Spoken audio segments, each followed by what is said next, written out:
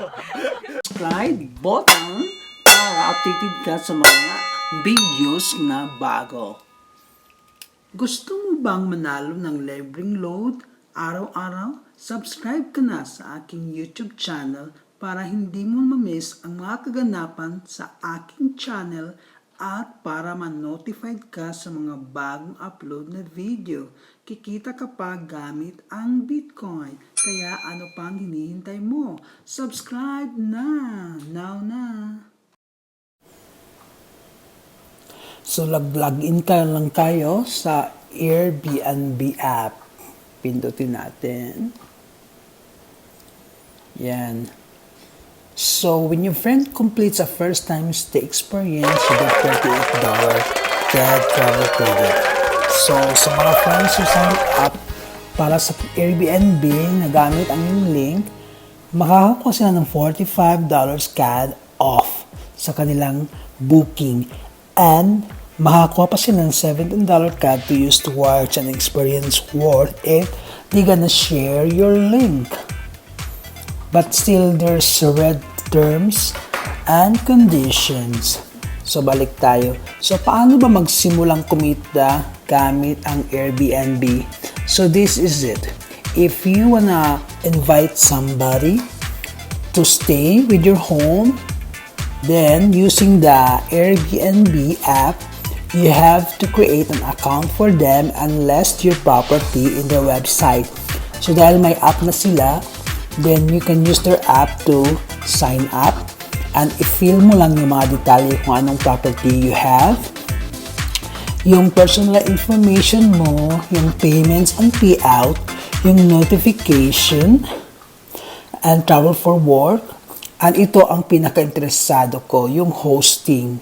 Because if you invite somebody to stay in your house, especially the strangers, so they have to book with Airbnb. And the price here is so reasonable. So, as a host, kikita ka if you will provide 5% for the booking. So, for example, I was here in Airbnb for almost since October 2018. September 2018. So, I've been 1 year in Airbnb. And then, kumikita na ako ng 20,000 for that duration. So, punta ka lang sa view profile. So, I got 2 reviews. So, it's all about reviews. If you have a good reviews in Airbnb, then more bookings are coming, right? So, I am friendly, staffer friendly, email address, phone number. So, ito yung property ko sa Airbnb. So, 2 reviews. Mary, the Philippines. The host is very hospitable, which is good. From Benjamin, from Canada, he said that very friendly people are accommodating. So, the more good reviews you have, the more chances of you're getting booked more. So, pag nagkaroon na tayo ng time to fill up all those details, personal, payments, and payout, so papadalhan ka ng Airbnb ng ATM. So, ang ATM nila is depende sa country where you're residing. So, it's like a prepaid MasterCard with your name on it. For example, payment method. Yeah, so it is like Pioneer. So, the default currency is US dollars. And then, the minimum for that is $50 to withdraw it to your bank account or for a third party. For example, let's go to Pioneer. So this Pioneer app is connected to my prepaid MasterCard, which is being sent by Airbnb to the host who have already created an account and approval for them. So mag-login lang tayo sa Pioneer gamit ang ating email address at yahoo.com. And yeah, let's do that. Perfect. Oops. And then yeah, sign in. So yeah, Pioneer is like a payment system which is they have a partnership with Airbnb.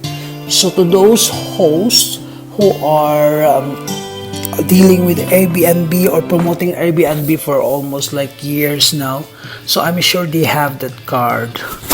So yeah, so ito yung mga transaction ko. So let's check it from this, because I used this when I went to the Philippines to do my transaction, so that's why. So for example, this one, yeah, so in December 18, 2018, kumita ako ng $152.8 US. That was December 18. So ito yung Airbnb ID ko to 11, transaction ID, transaction history. And then, because sometimes like if the guests are asking some inquiries about the place, about the stay, about the property, so it should be like you have to put it the address where they can search on the internet. So for example, I withdrew it, so $50 I used to withdraw it to my land bank of the Philippines for Christmas. And let's see for this also, like that was 1P out last December, right? So I also use to spend the money to remittance. So that time I had a remittance, so I use it. And then the previous one, Airbnb, it's $266. So imagine that. That was November 18, 2018, because somebody booked me like for 2 months, November until December, right? So yeah. So they pay me $266.51 US. Then one more thing. Let's check. November is $180.53 US. And then November 22, it's $78 US. Wow, ang daming pera. But that was before. And then it's worth to make December 18. Let's check the way back September. Yeah, here it is. So September 27 is like a local booking. It's like 3 days. I received $39 US. And then that was September. And it was September also. September 9, it's like 1 year now. I received $116 US. Wow. Pera-pera lang. So, as a whole, as a summary for the Airbnb, I got 3 payouts already. So it's for a year. But because you have to do something like promotion every time, and you have to update the property and also the review, which is very important. Like if the guest checked out already, so you have to send her a message like, how is your stay, ask everything, like if she can give a compliment or the feedback, because the feedback is the most important thing for your business. Especially for me, it's like I don't have any experience about this kind of thing, but then I try to study it, and then as time goes on, I try to scroll down and getting to know each other, like how does it work, how it works, and like this and like that, add-ons, and lesson learned.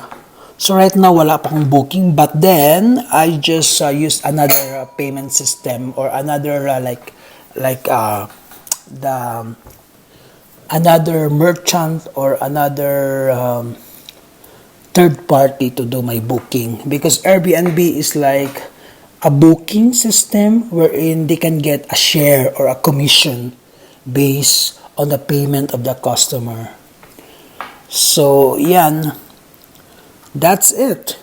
So don't forget that in order for you to make money with Airbnb, You have to do whatever I did to do, like the bookings, the review, the marketing, and also the housekeeping. Like you have to charge them like 500 pesos for that. So what else? So don't forget to, share my link if you want to be a host for Airbnb so you can get something out of it. And then, but you have to read the terms and conditions because in every company right now, they have always the referral system, but they have also basahin nyo na lang yung December 12, 2018 referral program. They have like policy, just like YouTube, like community guidelines and YouTube policies and everything. So travel credit and all this stuff. Hotel reservation. And then what else? Redeeming travel credits. So sharing referral links should only be used for personal and non-commercial purposes. Referral links should not be published or distributed on commercial websites such as coupon website, Reddit, or Wiki, or on blogs.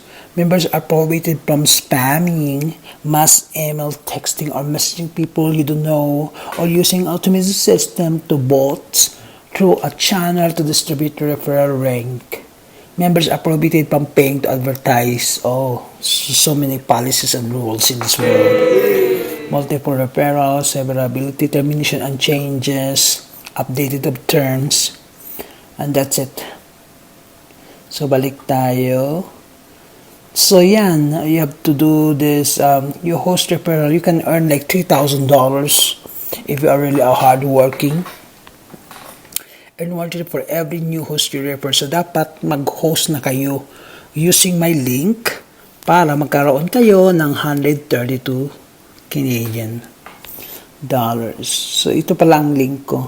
Oops. Your earnings. Oops. Potential earnings. It could be copy your link. Share. I-share ko na lang ang aking link.